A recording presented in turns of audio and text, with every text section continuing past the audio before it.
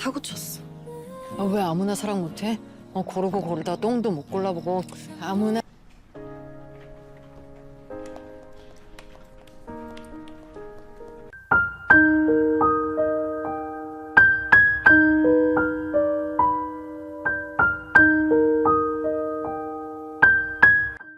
Cerita dimulai dengan memperlihatkan seorang wanita bernama Yomira sedang menikmati makan bersama rekan-rekan kerjanya.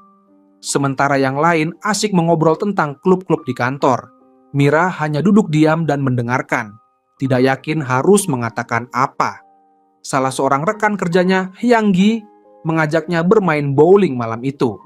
Namun, Mira ragu karena rumahnya sangat jauh dari kantor, dan ia tahu akan sulit baginya untuk ikut. Di saat yang sama, kakak perempuan Mira, Yeom Hana, sedang makan malam bersama teman-temannya. Kedua saudari itu saling berkirim pesan dan berencana pulang bersama nanti malam, karena mereka sama-sama memperkirakan akan selesai cukup larut. Seiring berjalannya malam, Mira memutuskan untuk meninggalkan rekan-rekan kerjanya lebih awal. Ia pergi ke restoran tempat Hana berada, lalu duduk di samping kakaknya sambil mendengarkan curahan hatinya tentang seorang pria yang baru saja dikenalnya. Hana tampak sangat kesal setelah mengetahui bahwa pria itu adalah seorang ayah tunggal. Menurutnya, jika mereka menikah nanti, anak pria tersebut pasti akan selalu menjadi prioritas utama, dan hal itu hanya akan membuat hidupnya semakin rumit. Teman-teman Hana segera berusaha menghentikannya berbicara, karena tepat di sebelah mereka duduk Taehoon, pria yang sedang dibicarakan Hana yang tengah makan malam dengan putrinya.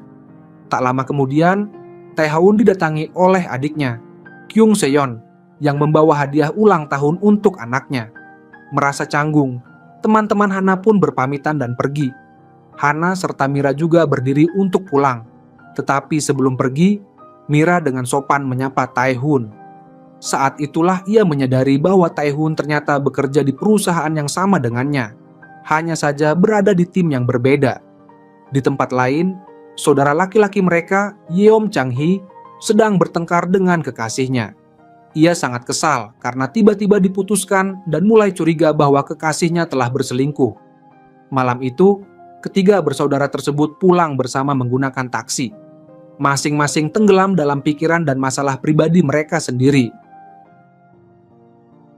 Keesokan harinya, semua orang kembali menjalani rutinitas masing-masing. Mira membantu ibunya menyiapkan makanan dan minuman untuk dibawa ke ladang. Hana, yang masih memikirkan kejadian malam sebelumnya, memutuskan pergi ke salon. Sementara itu, anggota keluarga lainnya sibuk bekerja bersama kedua orang tua mereka di ladang. Setelah beberapa waktu, mereka beristirahat dan duduk bersama untuk makan. Di antara mereka ada seorang pria bernama Tuan Gu, yang duduk diam sambil menatap ke kejauhan. Pada saat itu, Chang-hee meminta izin kepada ayahnya untuk membeli mobil. Ia beralasan bahwa memiliki mobil akan lebih murah daripada terus mengandalkan transportasi umum. Namun, ayahnya langsung marah dan mengingatkan bahwa Chang-hee pernah membeli mobil secara kredit, tetapi gagal membayar cicilannya. Malam harinya, Ibu Mira meminta putrinya menyampaikan pesan kepada Tuan Gu agar datang bekerja pukul 9 keesokan paginya. Mira pun pergi menemuinya sambil membawa semangkuk makanan. Setelah itu, ia dan Chang-hee mampir ke kafe milik teman mereka, Du-hwan. Ternyata Du-hwan dan Chang-hee memiliki kisah yang hampir sama. Keduanya sama-sama patah hati setelah ditinggalkan oleh wanita yang mereka cintai. Mereka bertiga kemudian saling berbagi cerita tentang kehidupan di Sanpo dan membicarakan perasaan terjebak serta tidak memiliki tempat. Bagi Chang-hee dan Du-hwan, selalu ada perasaan bahwa hidup mereka mungkin akan berbeda seandainya mereka terlahir di Seoul. Keesokan paginya, saat Mira berangkat kerja, ia terkejut melihat Tuan Gu sudah berada di sana meskipun waktu masih menunjukkan pukul 7 pagi. Dengan bingung, ia hanya melewatinya dan melanjutkan perjalanan. Sesampainya di kantor, Mira berbicara dengan atasannya mengenai kewajiban mengikuti klub perusahaan. Atasannya menjelaskan bahwa membangun hubungan yang lebih dekat dengan rekan kerja dapat membantu meningkatkan kinerja. Di luar ruangan, Taehoon sedang menunggu bersama rekannya, Song Min. untuk konsultasi yang sama. Setelah Mira keluar, Tae-hun masuk dan dengan tegas menolak bergabung dengan klub manapun karena ingin memusatkan perhatian pada putrinya. Belakangan, Mira menyerahkan sebuah dokumen kepada Junho. Setelah selesai, ia memeriksa ponselnya dan membaca pesan dari grup tim mengenai acara jalan-jalan bersama. Ia membalas bahwa dirinya tidak bisa ikut karena jarak rumahnya terlalu jauh. Tidak lama kemudian, Junho menunjukkan beberapa kesalahan dalam dokumen yang dibuatnya. Saat Mira memeriksanya, ia melihat catatan tulisan tangan yang memintanya memperbaiki semuanya. Tanpa mampu menahan perasaan, Mira pun diam-diam menangis. Keesokan harinya, Mira tanpa sengaja mendengar rekan-rekan satu timnya membicarakan dirinya. Mereka mengatakan bahwa Mira memang cantik, tetapi tidak memiliki daya tarik atau pesona. Mendengar perkataan itu membuat hatinya terasa hancur. Ia mulai percaya bahwa kemanapun ia pergi, orang-orang tidak akan pernah benar-benar menyukainya. Untuk sesaat, ia bahkan mulai mempertanyakan siapa dirinya sebenarnya. Sementara itu, Chang Hei diundang makan bersama pemilik toko tempatnya bekerja. Sang pemilik dengan santai mengatakan bahwa ia berencana menutup tokonya dalam waktu dekat. Ia bahkan sempat bercanda dengan mengundang Chang Hei menghadiri pernikahannya di masa depan. Suatu hari, Mira menerima pemberitahuan dari bank. Tagihan kartu kreditnya akan jatuh tempo hanya dalam beberapa hari lagi. Kabar itu membuatnya sangat terkejut, terutama setelah menyadari bahwa Hana telah mengambil pinjaman dalam jumlah besar tanpa sepengetahuannya. Dengan putus asa, Mira berusaha menghubungi kakaknya berkali-kali, tetapi tidak satu pun panggilannya dijawab. Malam harinya Hana pulang ke rumah seolah tidak terjadi apa-apa dan tidak menunjukkan sedikit pun rasa bersalah. Tak lama kemudian, seorang pria bernama Suk Jung Hun datang sambil membawa minuman. Karena keluarga mereka sedang mempersiapkan acara berkemah kecil di rumah Mira, semua orang akhirnya berkumpul dan menghabiskan waktu bersama. Satu persatu mereka mulai membicarakan masalah dan keluh kesah masing-masing, sementara Mira tetap diam, hanya mendengarkan semua percakapan di sekelilingnya. Keesokan harinya, Mira menemui Tuan Gu di tempat tinggalnya. Ia meminta bantuan agar sebuah surat dari bank yang akan dikirim melalui pos disembunyikan dari keluarganya. Saat tukang pos datang, Tuan Gu segera menghampirinya dan mencegat surat tersebut. Tukang pos tampak kebingungan karena ada dua surat yang sama-sama ditujukan kepada Mira. Tuan Gu mengambil salah satunya dan membacanya. Ternyata surat itu adalah surat peringatan dari bank. Tanpa banyak bicara, ia menyimpannya dengan aman sebelum pergi. Belakangan, di sebuah minimarket, Tuan Gu melihat Mira sedang lewat. Ia diam-diam mengikuti dari belakang sebelum memberitahu bahwa surat yang ditunggu sudah tiba. Pada saat yang sama, Ibu Mira kebetulan melihat mereka bersama dan mulai merasa curiga karena Tuan Gu bersikap tidak seperti biasanya. Untuk menghilangkan kecurigaan, Mira menjelaskan dengan santai bahwa ia hanya meminta Tuan Gu mengembalikan mangkuk yang pernah dipinjamnya. Sementara itu, Hana berada di kantor ketika seorang rekan kerja menyarankan agar ia mempertimbangkan untuk pindah ke tempat tinggal baru. Di waktu yang hampir bersamaan, Mira kembali mengantarkan makanan kepada Tuan Gu. Ia mengambil surat yang disimpan olehnya lalu membacanya dengan saksama. Setelah selesai, Mira melipat surat itu dan memutuskan untuk tetap menitipkannya kepada Tuan Gu, karena merasa surat tersebut akan lebih aman di sana daripada di rumah. Kemudian terungkap bahwa orang yang sebenarnya bertanggung jawab atas pinjaman itu bukanlah Hana, melainkan seorang pria dari masa lalu Mira. Keesokan harinya di kantor, seluruh karyawan berkumpul untuk makan bersama dengan tempat duduk yang sudah ditentukan. Mira duduk semeja dengan Tae-hyun dan Sang-min, yang sama-sama memilih untuk tidak mengikuti klub perusahaan. Setelah makan, Mira berada di lift yang sama dengan Tae-hyun. Di sana ia meminta maaf atas nama Hana atas kejadian beberapa hari sebelumnya. Di sisi lain kantor, Hana duduk diam sementara rekan-rekannya membicarakan kupon undian yang mereka terima dari Park Jin-yu. Hana mulai merasa tersisih setelah menyadari bahwa hanya dirinya yang tidak mendapatkan satu pun kupon tersebut. Beberapa saat kemudian, Hana mencurahkan isi hatinya kepada seorang rekan kerja. Ia mengakui bahwa yang paling diinginkannya sebenarnya hanyalah seseorang yang selalu ada untuknya, seorang pria yang mau mendengarkan keluh kesahnya dan menjadi tempat bersandar ketika hidup terasa berat. Di waktu lain, Mira sedang berbicara melalui telepon ketika menerima kabar yang mengejutkan. Ia diberitahu bahwa Chan Yok, pria yang memiliki utang tersebut, telah melarikan diri ke Thailand setelah menumpuk utang kepada banyak orang. Kini ia sudah tidak bisa dihubungi lagi. Bahkan di Thailand, ia berencana menemui mantan kekasihnya, Shin Yang. Mendengar semua itu, Mira hanya bisa terdiam. Ia merasa benar-benar kehilangan arah karena kini justru dirinya yang harus menanggung utang orang lain. Dalam perjalanan pulang, Mira melihat kedua orang tuanya berlari menuju rumah Tuan Gu. Ia segera menyusul dan mendapati Tuan Gu mengalami mimisan. Ayahnya segera membawanya ke rumah sakit. Malam harinya, saat makan malam bersama, Ibu Mira membahas kejadian tersebut. Ia menduga Tuan Gu mungkin terjatuh saat mabuk hingga hidungnya terbentur. Ia juga mengatakan bahwa mereka sebenarnya tidak tahu banyak tentang masa lalu pria itu, karena setiap kali ditanya, Tuan Gu selalu memberikan jawaban yang samar. Keesokan harinya di kantor, Mira kembali menyerahkan dokumen kepada Junho. Namun sekali lagi dokumen itu dipenuhi berbagai kesalahan. Tak lama kemudian, Hyun-gi mengatakan bahwa ia telah menemukan sebuah klub yang menurutnya cocok untuk Mira, terutama karena Mira lebih senang menyendiri. Ucapan itu menjadi titik di mana Mira tidak lagi mampu menahan emosinya. Ia menangis dan mengaku bahwa dirinya sudah sangat lelah menjalani hidup. Seberat apapun usahanya, tidak ada yang berubah. Ia merasa seolah tidak akan pernah ada orang yang benar-benar menyukainya. Malam itu, setelah pulang ke rumah, Mira menghampiri Tuan Gu yang kembali mabuk. Ia bertanya mengapa pria itu minum setiap hari. Dari sudut pandang Tuan Gu, tidak ada lagi hal lain yang bisa ia lakukan dalam hidupnya. Di saat itulah Mira mengajukan permintaan yang sangat tidak biasa. Ia berkata bahwa jika Tuan Gu ingin melakukan sesuatu selain minum, ia bisa mencoba memuja dirinya.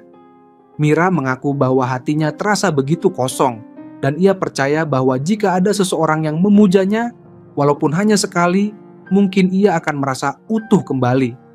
Menjelang datangnya musim dingin, ia hanya ingin merasakan sesuatu yang benar-benar bermakna dalam hidupnya, meskipun hanya untuk sesaat.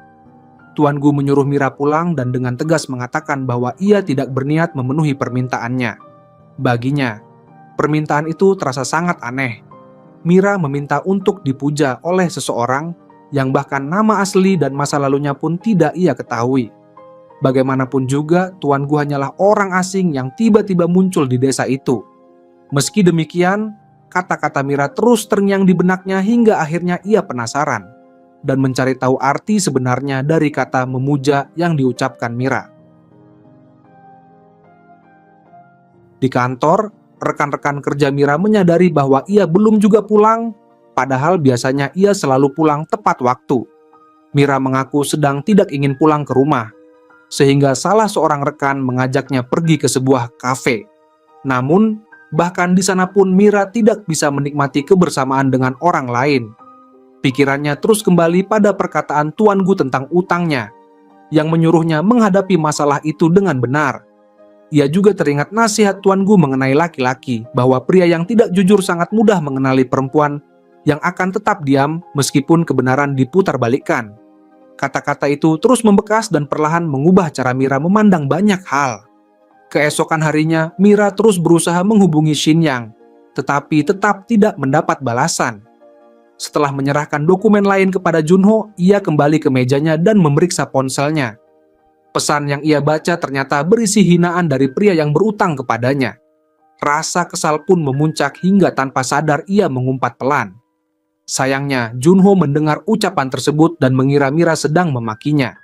Ia langsung menghampiri Mira dan menanyakan maksud perkataannya. Mira segera berdiri dan menjelaskan bahwa umpatan itu sama sekali tidak ditujukan kepadanya, melainkan kepada isi pesan yang baru saja ia baca. Di tempat lain, Hana secara tidak sengaja bertemu Jinyu di sebuah pusat perbelanjaan.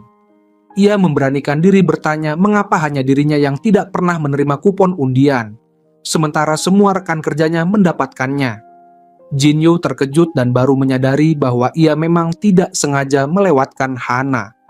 Sebagai bentuk permintaan maaf, ia mengajak Hana minum kopi di sebuah kafe. Selama mengobrol, Hana membuka isi hatinya tentang hubungan asmaranya. Ia mengaku selalu merasa ditinggalkan oleh para pria. Sekeras apapun ia berusaha menunjukkan sisi terbaik dirinya.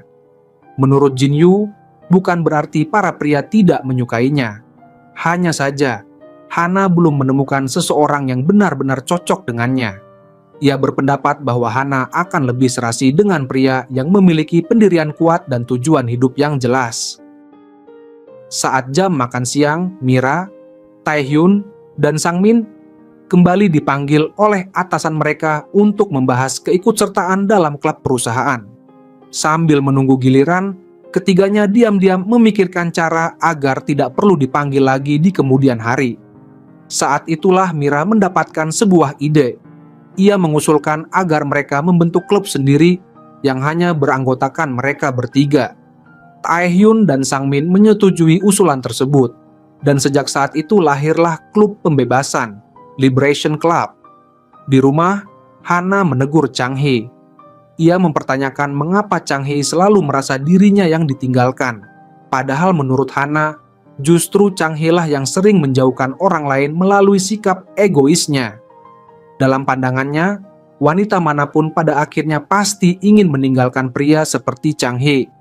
Kesal mendengar perkataan itu, Chang Hee langsung pergi menuju rumah Tuan Gu. Ia mencoba mengajaknya minum bersama dengan harapan mereka bisa menjadi teman. Namun, Tuan Gu hanya diam, sehingga Chang Hee akhirnya menyerah dan pergi begitu saja. Keesokan paginya, saat sedang berangkat kerja, Mira berpapasan dengan Tuan Gu. Kali ini ia berhenti, berbalik, lalu mengajukan permintaan kecil yang baginya sangat berarti. Mulai sekarang, ia ingin mereka saling menyapa setiap kali bertemu. Beberapa waktu kemudian, setelah makan bersama, Ibu Mira berbicara kepada Tuan Gu. Ia mengatakan bahwa suaminya sangat terkesan dengan hasil kerja Tuan Gu. Bahkan, menurutnya, itu adalah pertama kalinya sang suami memuji orang lain. Karena biasanya ia hanya memuji Mira. Ia juga bercerita bahwa sejak kecil Mira selalu membantu ayahnya, baik bekerja di ladang maupun di gudang. Tak lama berselang, Hana dan Chang Hee masuk ke dalam rumah sambil masih bertengkar. Di tengah emosi, Hana melempar sandal ke arah Chang Hee. Namun, Chang Hee berhasil menghindar sehingga sandal itu justru mengenai Mira. Mira tidak berkata apa-apa. Ia hanya mengambil sandal tersebut, melemparkannya kembali keluar rumah, lalu kembali diam seperti biasanya. Malam harinya, Chang Hee kembali menemui Tuan Gu karena ingin mengobrol dengannya. Dalam percakapan mereka, Chang Hee menceritakan seperti apa pribadi Mira. Ia menjelaskan bahwa Mira hampir tidak pernah marah. Namun, jika suatu saat ia benar-benar marah, kemarahannya bisa sangat besar. Karena itulah, Chang Hee memperingatkan Tuan Gu agar berhati-hati saat berurusan dengannya. Sementara itu, suasana di kantor berubah menjadi canggung. Salah seorang rekan kerja Mira mengumpulkan teman-teman yang lain dan memperlihatkan halaman klub pembebasan yang baru dibuat melalui komputer. Alih-alih menganggapnya serius, mereka justru menertawakannya. Mereka mulai bertanya kepada Mira mengenai tujuan klub tersebut, tetapi Mira sendiri belum memiliki jawaban yang jelas. Yang bisa ia katakan hanyalah bahwa ia ingin membebaskan diri dari sesuatu yang tak terlihat, sesuatu yang selama ini perlahan mencekik hidupnya. Sementara itu, di desa, ayah Mira sedang menghadapi sebuah situasi yang sulit. Suatu hari, seorang pelanggan mengeluhkan harga sebuah lemari yang dianggap terlalu mahal dan menuntut agar lemari itu dibongkar kembali. Karena tidak memiliki pilihan lain, ayah Mira pergi bersama Tuan Gu untuk menemui pelanggan tersebut. Namun, setelah mengantar ayah Mira pulang, Tuan Gu tiba-tiba kembali lagi ke rumah pelanggan itu sendirian. Tidak diketahui secara pasti apa yang ia lakukan di sana. Tetapi pada akhirnya pelanggan tersebut bersedia membayar. Tuan Gu kemudian membawa uang itu dan langsung menyerahkannya kepada Ibu Mira. Saat makan malam, Ibu Mira penasaran bagaimana Tuan Gu bisa menagih pembayaran secepat itu. Namun, suaminya memilih tetap diam dan tidak memberikan penjelasan. Malam harinya, ketika sedang membeli minuman, Tuan Gu sejenak larut dalam kenangan masa lalunya. Keesokan harinya, Jin Yu membawa banyak kupon undian untuk Hana sebagai bentuk permintaan maaf, karena sebelumnya tidak sengaja melupakannya. Pada awalnya Hana menolak karena merasa jumlahnya terlalu banyak, tetapi Jin Yua terus memaksa hingga akhirnya Hana menerimanya. Pada waktu yang hampir bersamaan, badai besar datang disertai hujan deras dan petir, yang membuat para karyawan di kantor merasa gelisah. Anehnya, Mira, Taehyun, dan Sangmin tetap tenang. Bagi Mira, suara hujan dan badai justru memberikan rasa nyaman. Tak lama kemudian, ketiganya pergi ke sebuah kafe untuk mengadakan pertemuan resmi pertama klub pembebasan. Mereka memilih duduk berdampingan, bukan saling berhadapan, karena merasa posisi itu membuat mereka lebih nyaman. Di sana mereka mulai berbicara dengan jujur mengenai arti kebebasan menurut masing-masing. Saat memandangi hujan dari balik jendela, Mira melihat Tuan Gu berdiri di luar sambil minum sendirian ketika badai semakin deras. Tiba-tiba petir menyambar dan listrik padam. Khawatir akan keadaannya, Mira segera berlari menghampiri Tuan Gu dan berusaha mengajaknya masuk ke dalam. Pada awalnya ia tidak memberikan respons. Tanpa ragu, Mira menggenggam tangannya dan menariknya masuk ke dalam bangunan. Keesokan harinya, saat bekerja di ladang, Mira dan keluarganya sibuk memanen sayuran. Ketika sedang beristirahat, angin bertiup sangat kencang hingga topi Mira terbang jauh ke seberang jalan. Chang Hei dengan santai menyuruh Mira mengambilnya sendiri. Namun, sebelum Mira sempat bergerak, Tuan Gu melangkah maju dan menawarkan bantuan. Tanpa berpikir panjang, Tuan Gu berlari sekencang mungkin lalu melompat tinggi untuk meraih topi tersebut. Setelah berhasil mengambilnya, ia segera melompat kembali dengan gerakan yang begitu ringan dan alami. Pada saat itu, seolah ada sesuatu dalam dirinya yang mulai berubah. Perlahan-lahan ia mulai membuka hatinya kepada Mira. Setelah mengambil topi itu, Tuan Gu menyerahkannya kepada Chang Hei, lalu kembali bekerja tanpa banyak bicara. Chang Hei yang terkesan tidak bisa menyembunyikan rasa penasarannya. Ia mengikuti Tuan Gu sambil terus membahas lompatan tadi. Menurutnya, hanya atlet terlatih yang mampu bergerak seperti itu. Ia bahkan mulai menduga bahwa Tuan Gu mungkin pernah menjadi atlet nasional cabang lompat. Namun, ketika Chang Hei terus mendesaknya dengan berbagai pertanyaan, Tuan Gu akhirnya kehilangan kesabaran dan dengan tegas menyuruhnya berhenti, memperjelas bahwa ia ingin dibiarkan sendiri. Malam harinya, ketika Mira sedang makan, ayahnya menyadari bahwa persediaan obat nyamuk telah habis. Mira pun pergi ke minimarket untuk membelinya. Di sepanjang perjalanan, pikirannya terus dipenuhi oleh Tuan Gu. Sikap pria itu membuatnya bingung. Terkadang ia begitu baik dan perhatian, tetapi di saat lain ia berubah menjadi sangat dingin dan menjaga jarak. Di rumah, Ibu Mira tanpa sengaja mendengar Chang Hei sedang mengobrol dengan temannya. Dengan santai ia berkata bahwa mereka sebaiknya langsung saja menikah. Tak lama kemudian, saat Mira pulang dari minimarket, ia bertemu Tuan Gu di depan rumahnya. Mira menawarkan minuman kepadanya dan Tuan Gu menerimanya. Sebelum mereka berpisah, Tuan Gu mengajukan sebuah pertanyaan yang tidak terduga. Ia bertanya, apakah menurut Mira, mereka akan menjadi pribadi yang berbeda ketika musim semi tiba nanti. Mira menjawab bahwa mereka pasti akan berubah.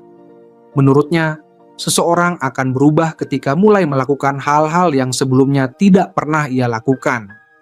Bagi Mira, perubahan itu datang melalui tindakan saling memuja satu sama lain. Mendengar hal itu, Tuan Gu mengaku bahwa sebenarnya ia sudah mulai melakukannya.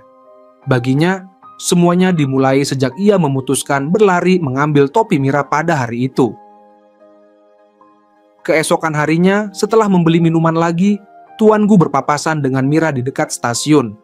Ketika Mira menghampirinya, Tuan Gu tampak kebingungan dan tidak tahu harus bersikap bagaimana.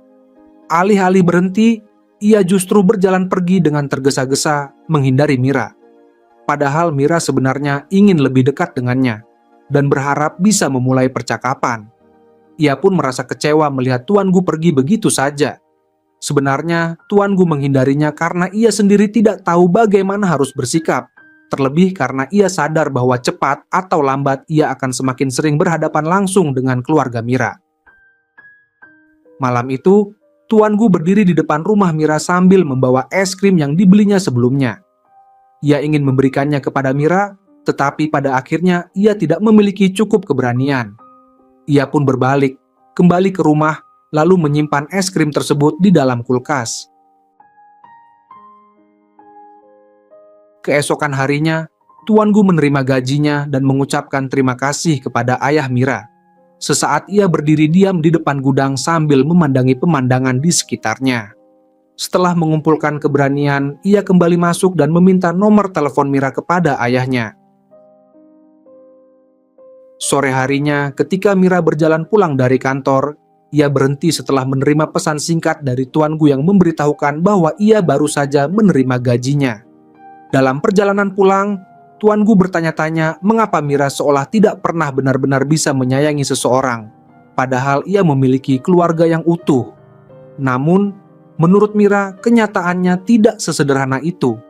Ada banyak sisi dari kedua orang tuanya, bahkan dari saudara-saudaranya sendiri, yang sulit ia terima. Ia merasa kasihan kepada ayahnya yang tampaknya tidak pernah benar-benar bahagia.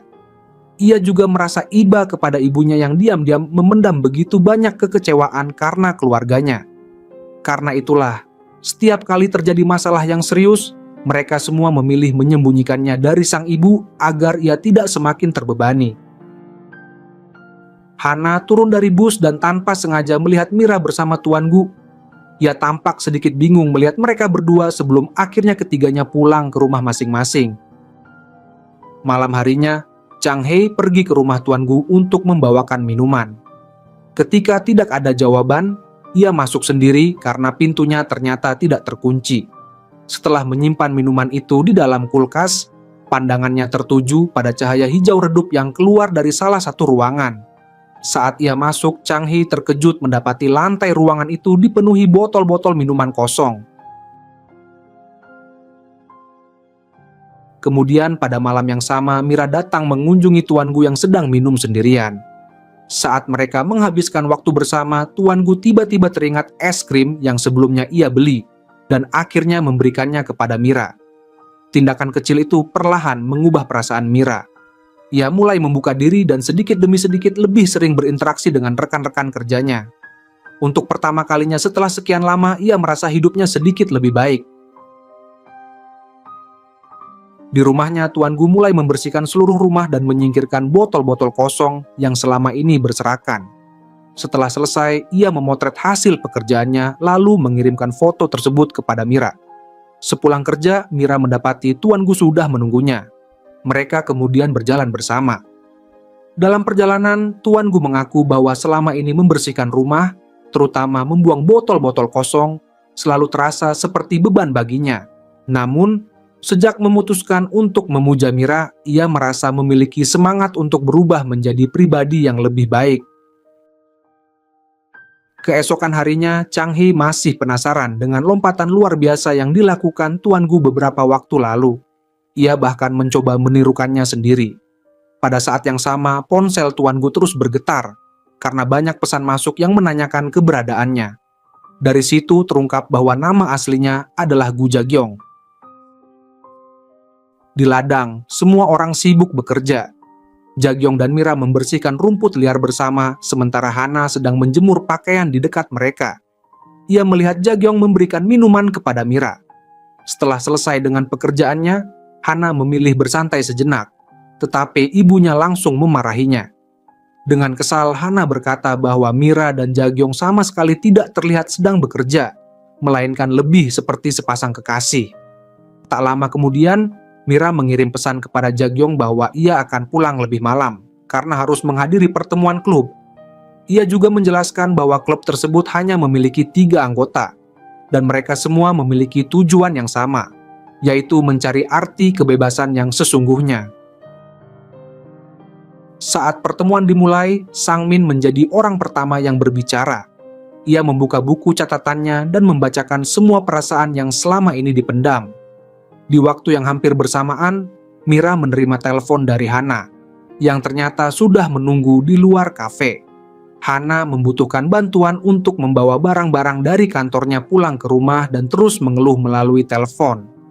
Ketika Hana sedang sibuk berbicara, Taehyun tiba-tiba muncul dan membuatnya terkejut. Ia kemudian mengajak Hana masuk karena pertemuan klub hampir selesai. Selama pertemuan berlangsung, Taehyun mulai menceritakan kisah hidupnya. Suasana ruangan menjadi hening ketika semua orang mendengarkan. Ia mengenang masa kecilnya, saat kehilangan ayah terlebih dahulu, kemudian ibunya setahun kemudian. Setelah pemakaman ibunya, ia kembali bersekolah. Namun, alih-alih mendapat penghiburan, ia justru terlibat berbagai konflik dengan teman-teman sekolahnya. Pada saat itu, Taehyun memilih untuk tidak melawan. Ia merasa menjadi pribadi yang lemah setelah kehilangan kedua orang tuanya, dan perasaan itu terus melekat hingga dewasa. Karena itulah, meskipun telah bercerai, ia menolak berpisah dari putrinya. Ia memahami bagaimana rasanya tumbuh tanpa orang tua, sehingga ia bertekad menjadi ayah yang jauh lebih baik. Dalam buku catatannya, ia menulis bahwa ia ingin membebaskan dirinya dari rasa lemah yang selama ini mengikat hidupnya.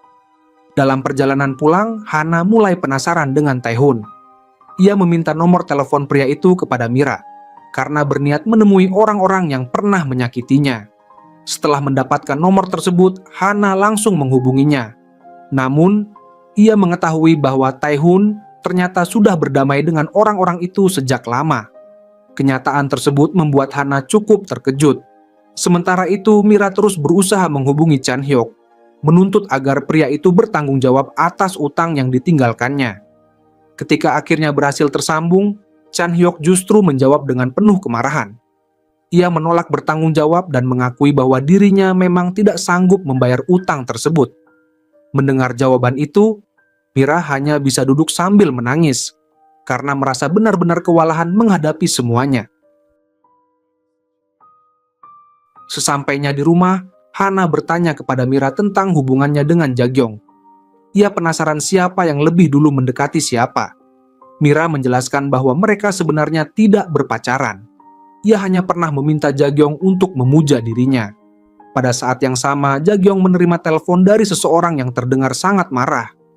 Untuk pertama kalinya, ia benar-benar dimarahi karena terus mengabaikan panggilan telepon.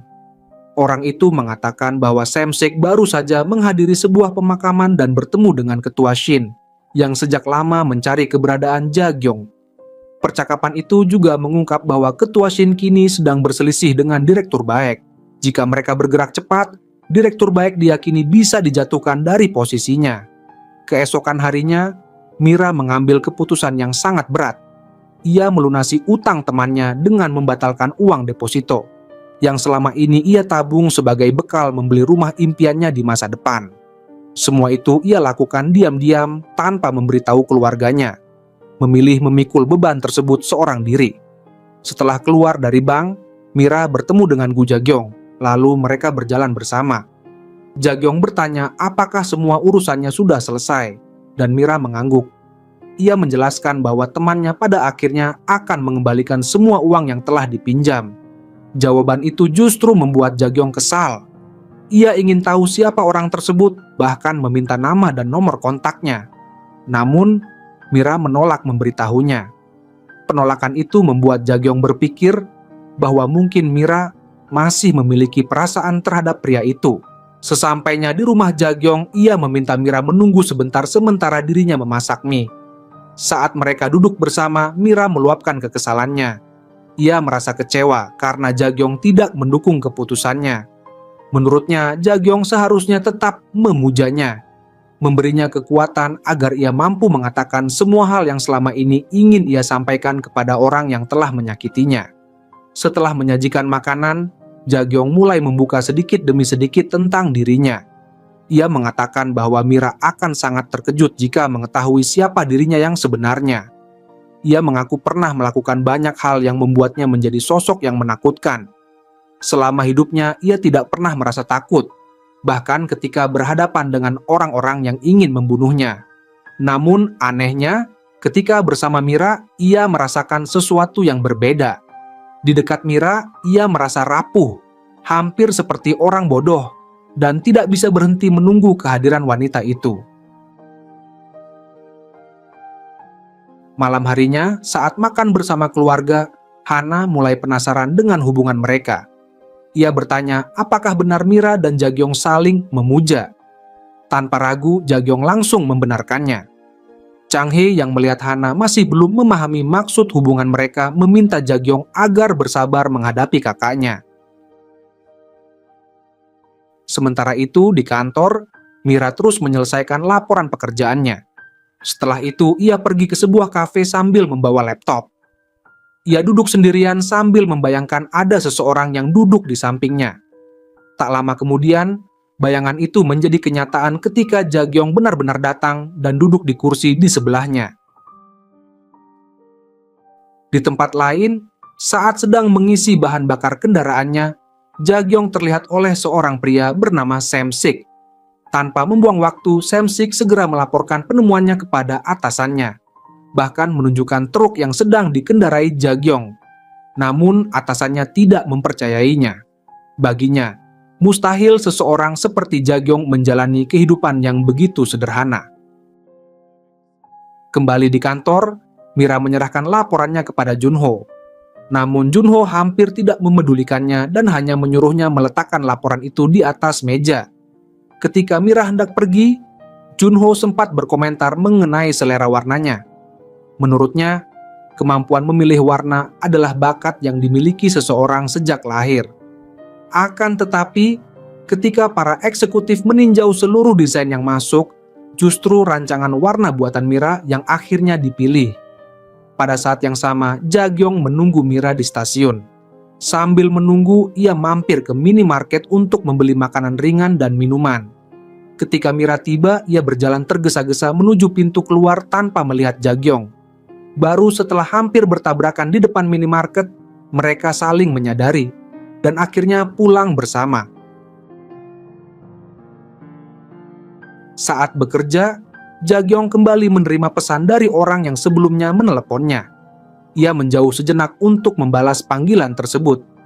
Orang di seberang telepon memberitahu bahwa Sam-sik telah melihatnya dan kini sedang berusaha mencarinya.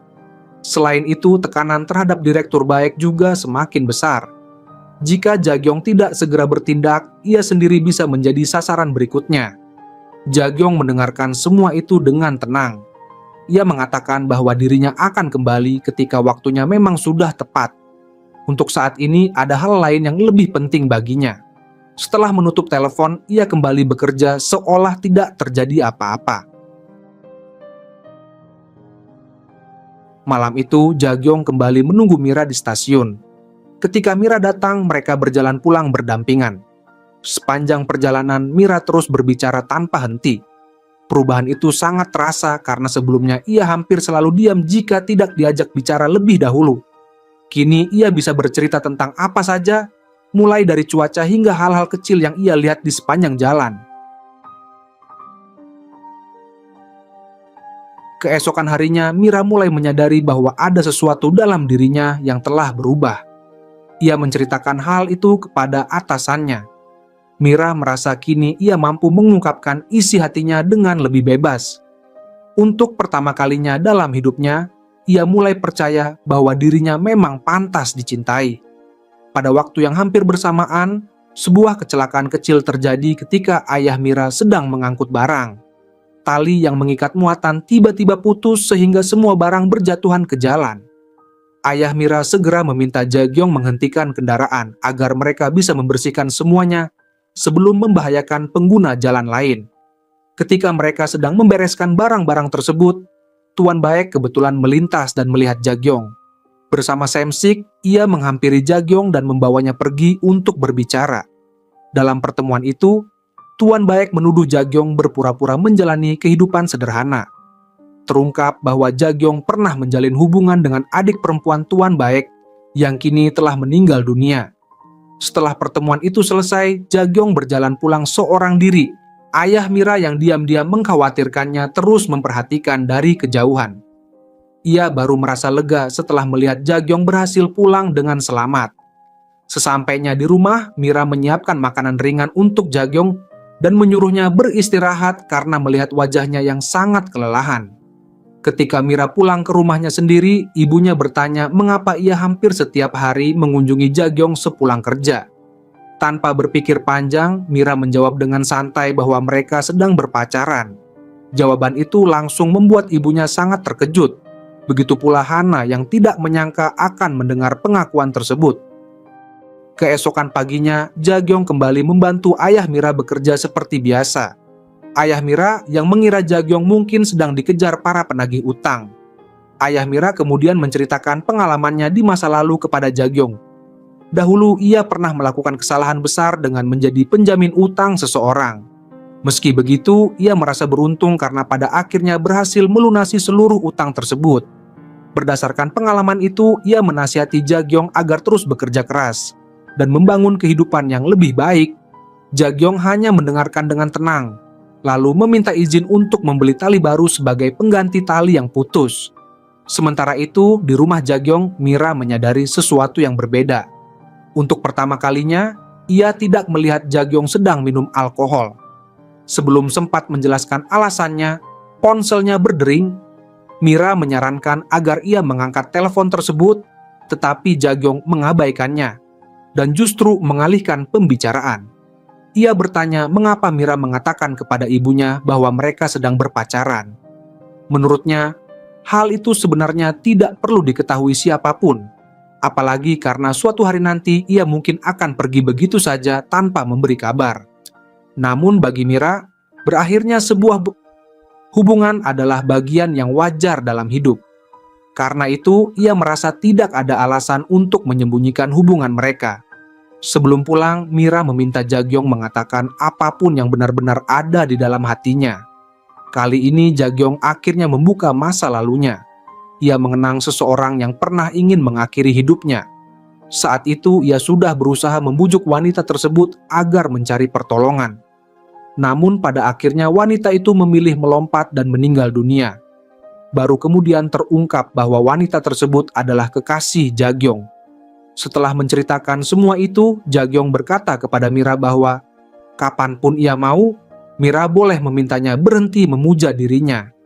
Akan tetapi bagi Mira, gagasan itu terasa aneh.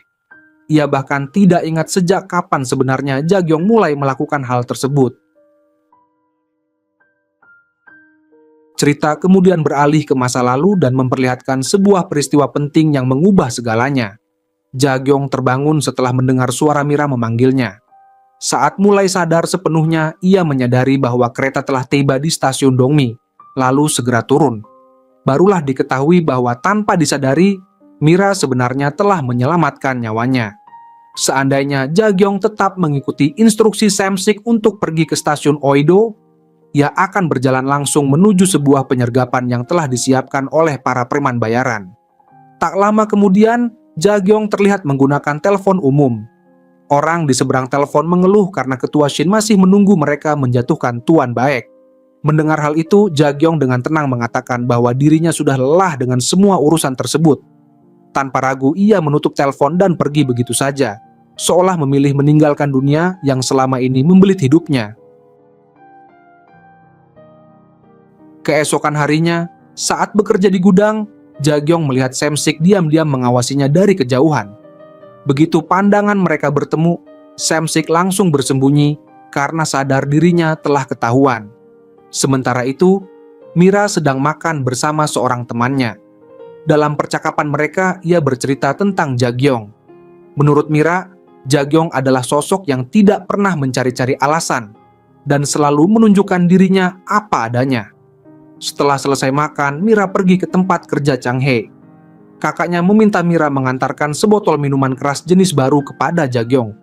Saat Mira menyerahkannya, Jagyong hanya menuangkan minuman ke gelasnya tanpa banyak bicara. Sikap diam itu membuat Mira kesal. Ia bertanya-tanya mengapa Jagyong tidak pernah mengucapkan hal-hal yang sebenarnya ingin ia dengar. Namun, alih-alih menanggapi dengan serius, Jagyong hanya tersenyum, menganggap keluhan Mira justru terasa menyegarkan. Sikap itu semakin membuat Mira jengkel. Ia merasa Jagyong selalu meremehkannya, terutama dalam usahanya mendapatkan kembali uang yang telah hilang karena utang tersebut. Pada akhirnya, Mira pergi meninggalkan rumah Jagyong.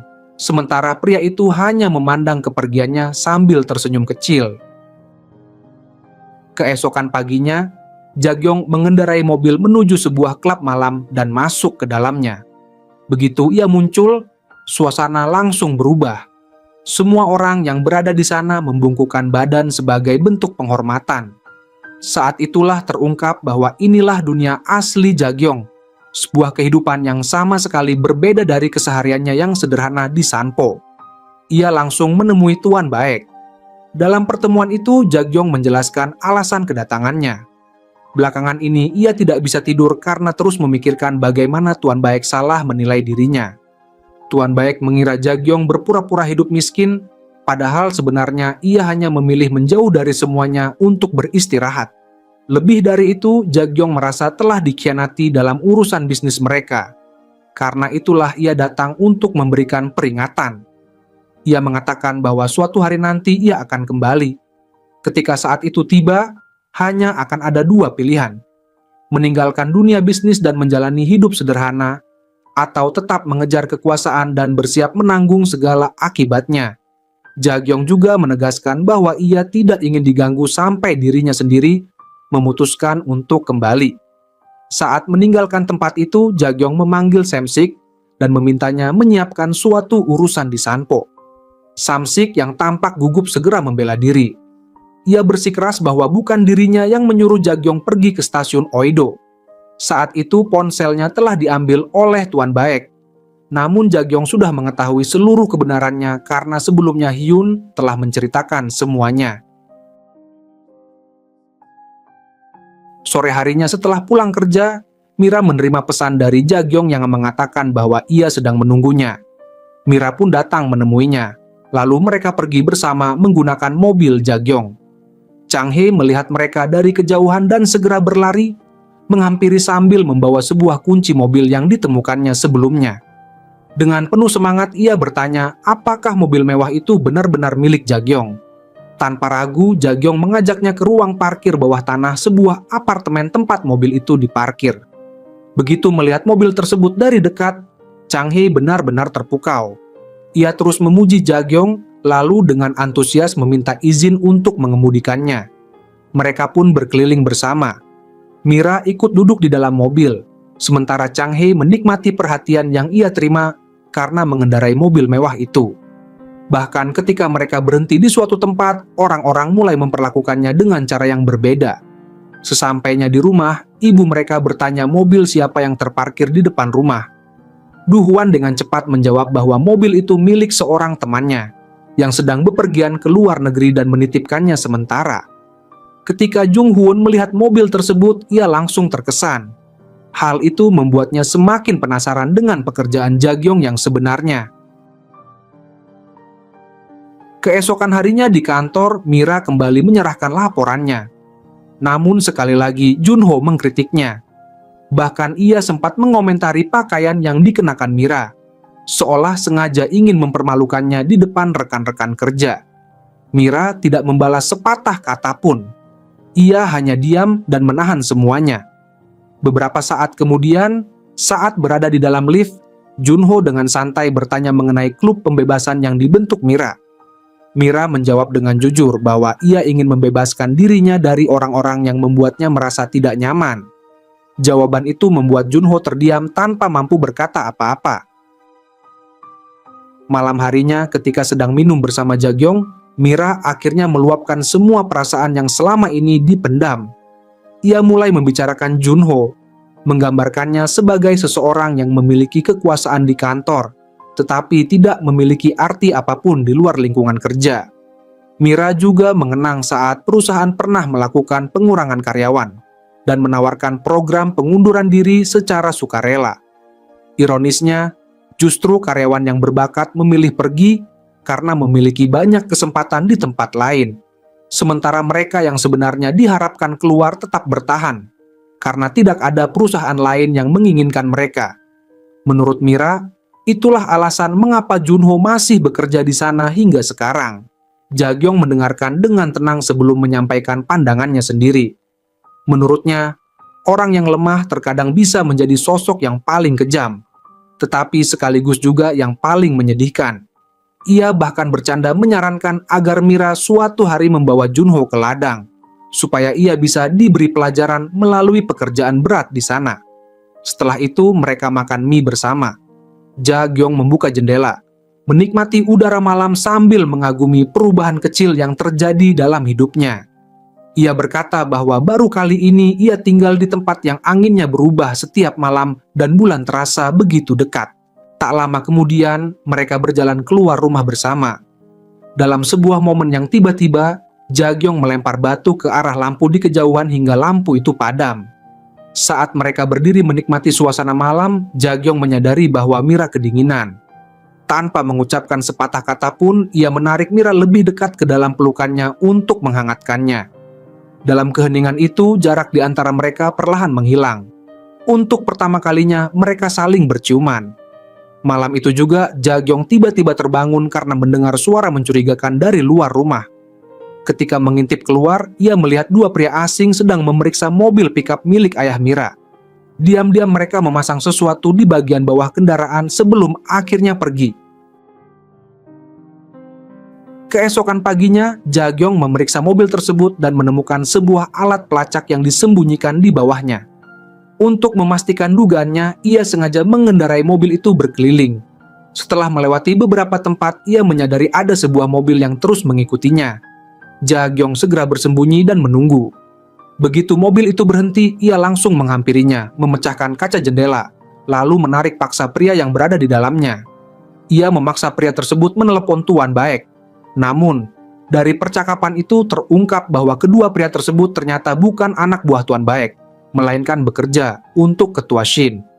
Tak lama kemudian, Ja-gyong dibawa menemui Ketua Shin. Ketua Shin mengaku sempat mengira Ja-gyong sudah meninggal, kemungkinan dibunuh oleh Tuan Baek. Karena itulah, melihat Ja-gyong masih hidup, orang jam-jam masih hidup membuatnya merasa lega.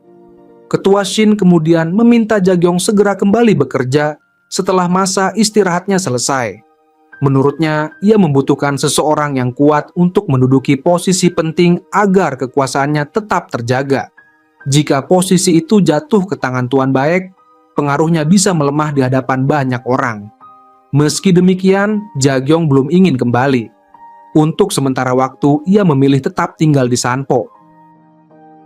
Beberapa waktu kemudian, Mira dan Ja-gyong duduk bersama di tepi sungai. Dalam suasana yang tenang itu, Ja-gyong memutuskan bahwa ia akan terus memuja Mira. Mereka saling tersenyum pelan, seolah sudah saling memahami tanpa perlu mengucapkan apapun. Tak lama setelah itu, Hayon, salah satu rekan Ja-gyong, datang ke toko milik keluarga Mira.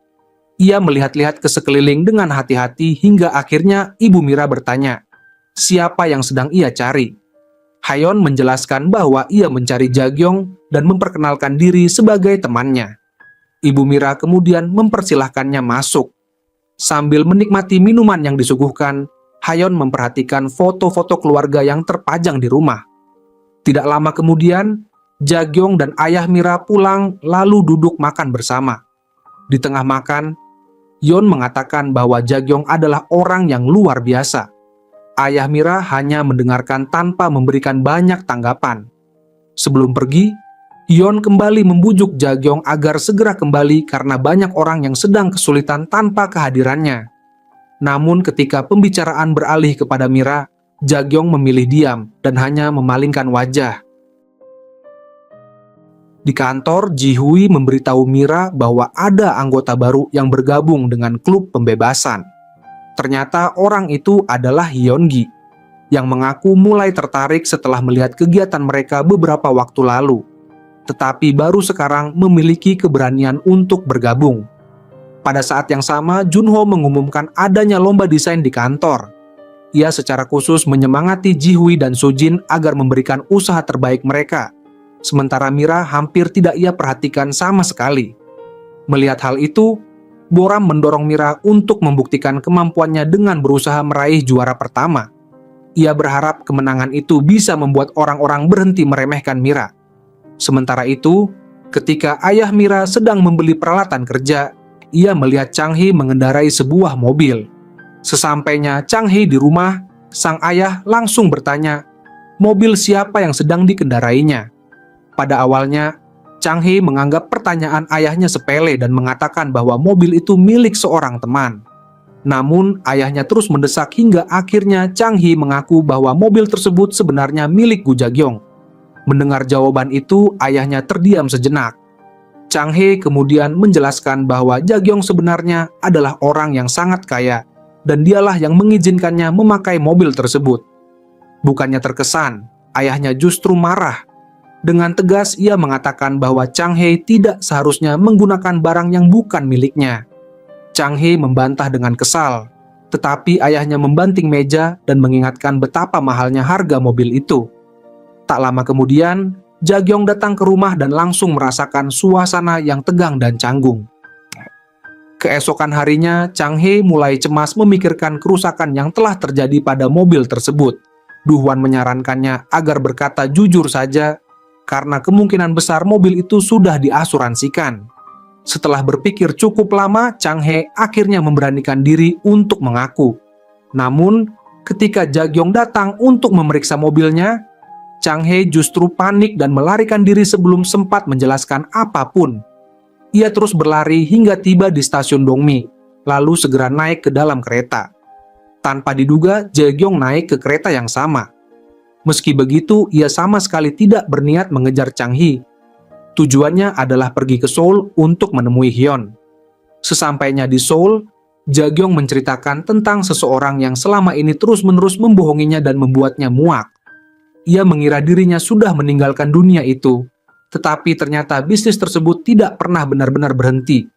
Operasi ilegal itu masih terus berjalan dengan menjual narkoba melalui para pengunjung klub malam. Orang yang berada di balik semua itu adalah Tuan Baek. Mendengar kabar tersebut, Hyun segera menghubungi ketua Shin dan memberitahu bahwa Jagyong akhirnya memutuskan untuk kembali. Keesokan harinya, polisi melakukan penggerebekan di klub malam untuk menangkap Tuan Baek. Namun, ia berhasil melarikan diri. Menyadari bahwa semua itu adalah ulah Jagyong, Tuan Baek menghubunginya dan mengatakan bahwa Jagyong harus bersiap menghadapi akibatnya. Beberapa waktu kemudian, saat berjalan bersama Mira, Jagyong mengatakan bahwa ia akan pergi ke Seoul. Ketika Mira bertanya alasannya, Jagyong hanya menghindar dan tidak memberikan jawaban yang jelas. Malam itu, Mira duduk sendirian di kamarnya dengan hati yang dipenuhi berbagai perasaan. Pada akhirnya, ia memutuskan pergi ke rumah Jagyong. Saat tiba di sana, ia melihat Jagyong sedang membereskan botol-botol minumannya. Mira berusaha mempertahankan hubungan mereka. Ia berkata bahwa mereka masih bisa saling menelepon dan bertemu 1 atau 2 kali setiap bulan. Namun, Jagyong memiliki pandangan yang berbeda. Ia menyuruh Mira pindah ke Seoul dan menjalani kehidupan yang normal bersama orang-orang lain. Menurut Jagyong, hidup normal berarti menginginkan hal-hal yang juga diinginkan kebanyakan orang.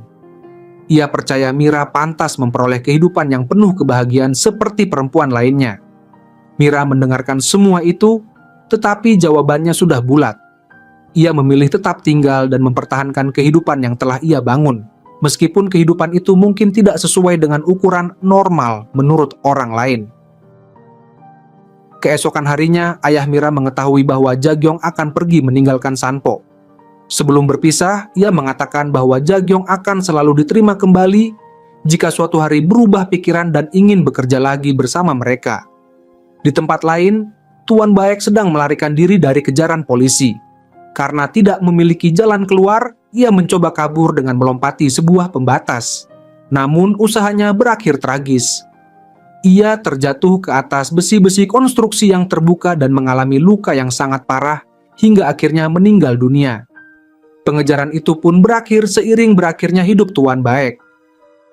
Sementara itu, Mira berusaha mengatasi kesedihannya. Ia berkali-kali mencoba menghubungi Jagyong, tetapi nomor telepon pria itu sudah tidak lagi aktif. Di pemakaman Tuan Baek, Jagyong tampak hampir tidak menunjukkan emosi. Ada perasaan lega yang aneh dalam dirinya, seolah ia sendiri sulit mempercayai bahwa semua persoalan itu akhirnya benar-benar berakhir. Waktu terus berjalan. Setahun pun berlalu. Kehidupan semua orang terus berlanjut, tetapi kenangan tentang masa lalu tetap tersimpan.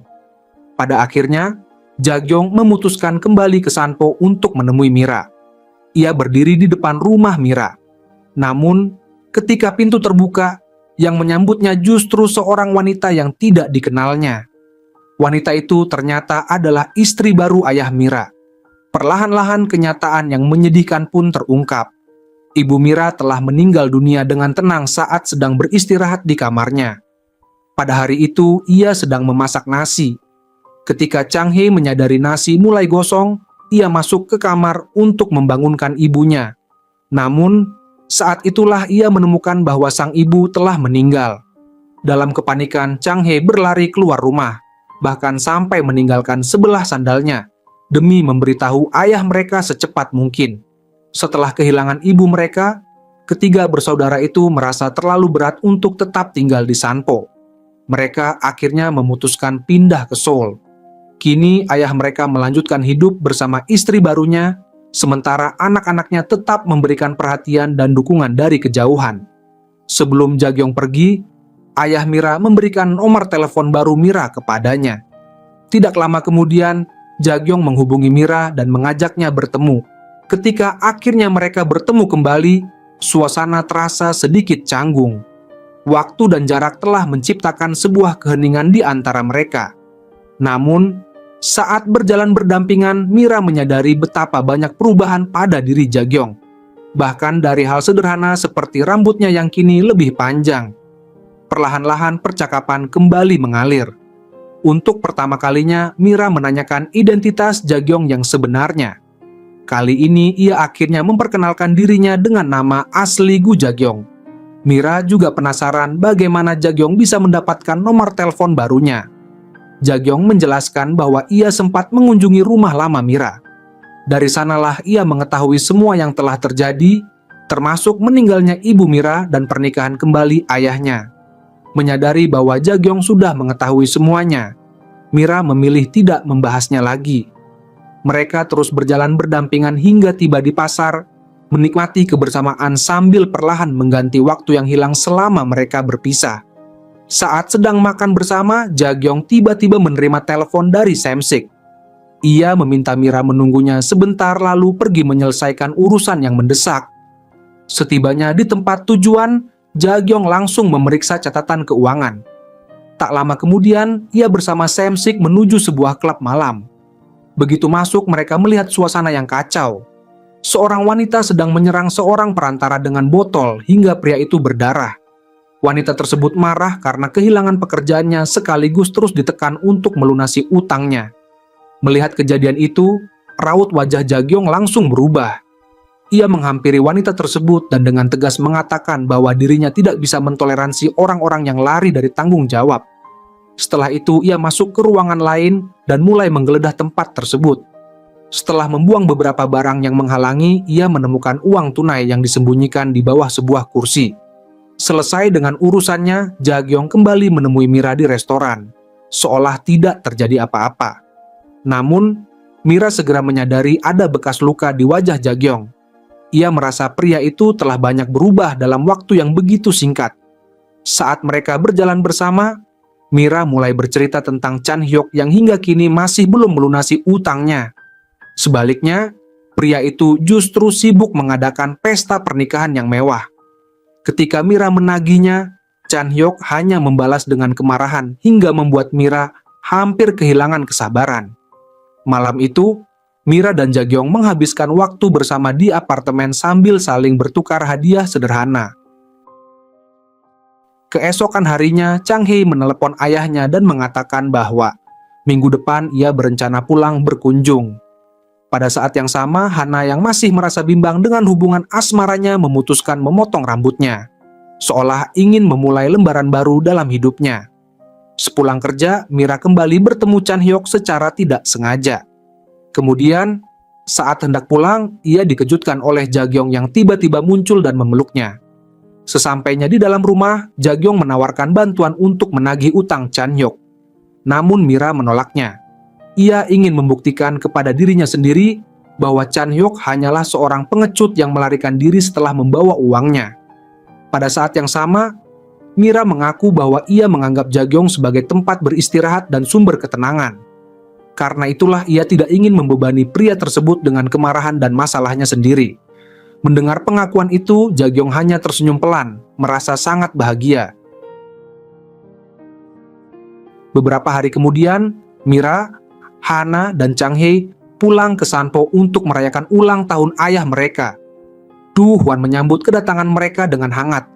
Mereka membawa hadiah dan kembali berkumpul sebagai sebuah keluarga. Saat melihat-lihat rumah, Mira menemukan buku catatan masa kecilnya. Ia tersenyum sambil mengenang berbagai kenangan yang pernah dilaluinya. Di tengah makan bersama, ayah mereka mengatakan bahwa apabila kehidupan di Seoul suatu hari terasa terlalu berat, mereka tidak perlu memaksakan diri. Mereka boleh menjalani hidup sesuai pilihan masing-masing, bahkan jika itu berarti hidup secara terpisah. Tak lama kemudian, Mira kembali bertemu Chan Hae-yok. Kali ini, untuk pertama kalinya, pria itu benar-benar berani menghadapinya. Ia berjanji akan mulai mencicil utangnya mulai bulan depan. Bagi Mira, momen itu terasa seperti kemenangan kecil. Setidaknya, ia berhasil mempertahankan pendiriannya dan tidak lagi membiarkan dirinya diperlakukan semena-mena. Di sisi lain, Hana menerima hadiah sederhana dari Taehyun, yaitu setangkai mawar yang telah dipotong dari batangnya. Sementara itu, Chang-hye mendaftar ke sebuah kelas tentang sejarah Seoul. Namun karena salah masuk ruangan, ia justru mengikuti kuliah yang membahas kematian dan upacara pemakaman. Awalnya ia berniat keluar, tetapi entah mengapa topik tersebut membuatnya tetap duduk dan mendengarkan hingga selesai. Pada akhirnya, kisah ini kembali berpusat pada Mira dan Jagyong. Keduanya menyadari bahwa kehidupan mereka telah berubah secara perlahan. Semua pengalaman pahit, luka, dan perjuangan yang mereka lalui telah membentuk mereka menjadi pribadi yang lebih baik. Kini hati mereka terasa lebih utuh karena memiliki seseorang yang benar-benar mereka pedulikan. Pesan moral dari cerita ini adalah bahwa hidup memang seringkali berantakan dan tidak berjalan sesuai harapan. Namun, setiap luka dapat menjadi jalan menuju pertumbuhan jika kita berani menghadapinya. Berhati-hatilah ketika menjamin utang orang lain, jangan terburu-buru menghakimi seseorang tanpa mengenalnya. Dan terkadang hubungan yang paling bermakna justru lahir dari cara-cara yang tidak pernah kita bayangkan.